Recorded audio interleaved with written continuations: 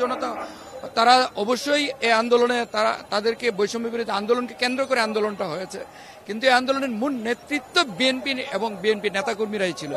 তার প্রমাণ 422 জন বিএনপি নেতাকর্মী মারা গিয়েছে, শহীদ হয়েছে। কোটা সংস্কার আন্দোলন বৈষম্য বিরোধী আন্দোলন হয়েছিল, বিএনপির 422 জন মারা গেছে। এটা হলো যে হিসাব, 422 জনের বাইরেও সারা দেশে অনেক নেতাকর্মী মারা গেছে।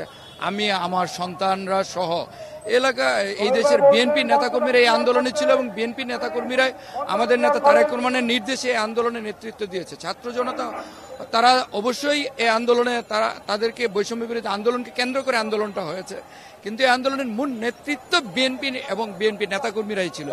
তার প্রমাণ 422 জন বিএনপি নেতাকর্মী মারা গিয়েছে, শহীদ হয়েছে, আত্মাহুতি দিয়েছে। হ্যাঁ, অবশ্যই আমাদের নেতা তারেক রহমান নির্দেশে পাড়ায় পাড়ায়, মহল্লায় মহল্লায়, প্রতিটি ইউনিয়ন, থানায়, জেলায় এবং প্রত্যেকটি অঞ্চলে বিএনপি নেতাকর্মীরা এটাতে সম্পৃক্ত হওয়াতে এই আন্দোলনটি একটি সফল পরিণতির দিকে গিয়েছে। সাম্য শান্তি প্রতিষ্ঠা করা, জনগণের বাক স্বাধীনতা ফিরিয়ে দেওয়া, গণতন্ত্র পুনরুদ্ধার করা এবং দেশে দল মত নির্বিশেষে বর্ণ বৈষম্য দূরীভূত করে দীর্ঘ 17 বছর মানুষের যে সমস্ত অধিকারগুলো বঞ্চিত হয়েছে সেগুলো প্রতিষ্ঠা করা, এরপরে ভোটের মাধ্যমে গণতন্ত্র প্রতিষ্ঠার মাধ্যমে এদেশের রাষ্ট্র সরকার গঠন করা বিএনপির প্রথম দায়িত্ব।